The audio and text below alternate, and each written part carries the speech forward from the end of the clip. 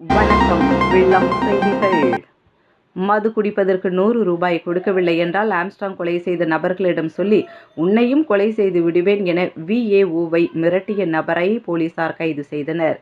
திருவள்ளூர் அடுத்த கல்யாணக்குப்பம் கிராம நிர்வாக அலுவலராக சீனு என்பவர் பணியாற்றி வருகிறார். அதே பகுதியை சேர்ந்த சற்று மனநலம் பாதிக்கப்பட்ட 45 வயதுடைய கர்ணன் என்பவர் திருமணமாகாமல் VAO அலுவலகம் பின்புறமாக புதிதாக கட்டப்பட்டு வரும் அரசு சேவை மையத்தில் தங்கியும் அங்கன்வாடி மையத்தில் அளிக்கும் உணவை உண்டும் வாழ்ந்து வருகிறார். தினந்தோறும் கர்ணன் பல பேரிடம் யாசகம் பெற்று மது கஞ்சா குடித்தும் போதைக்கு அடிமையாகி உள்ளார். தினந்தோறும் போதையில் இருக்கும் கர்ணன் பள்ளி ஆசிரியர்கள், VAO, பொதுமக்கள் என அனைவரையும் தரக்குறைவாக போதையில் பேசி நடந்து கொண்டு வந்துள்ளார்.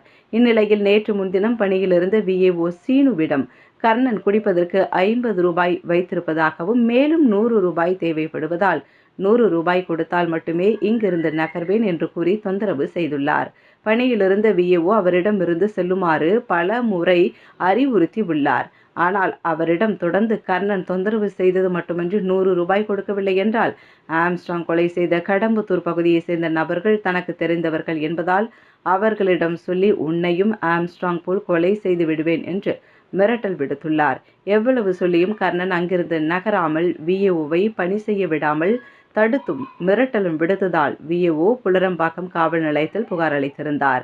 அவரின் புகாரின் பேரில் புலரம்பாக்கம் போலீசார் கர்ணனை பிடித்து அவர் தங்கியிருந்த புதிதாக கட்டப்பட்டு வரும் அரசு சேவை கட்டிடத்தில் போலீசார் ஆய்வு செய்ததில் போதை ஊசி, மாத்திரை இருந்ததை போலீசார் பறிமுதல் செய்து விசாரணை மேற்கொண்டனர்.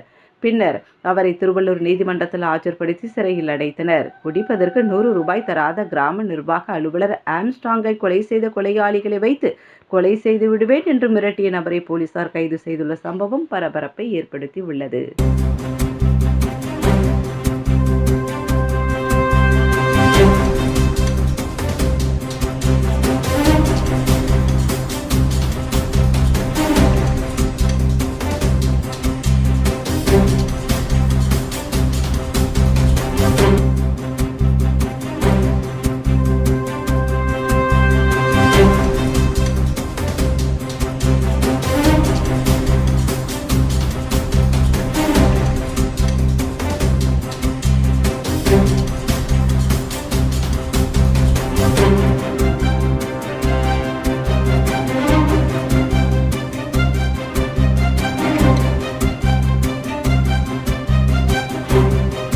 உடனுக்குடன் செய்திகளை தெரிந்து கொள்ள வில்லம்பு சேனலை சப்ஸ்கிரைப் செய்யவும்.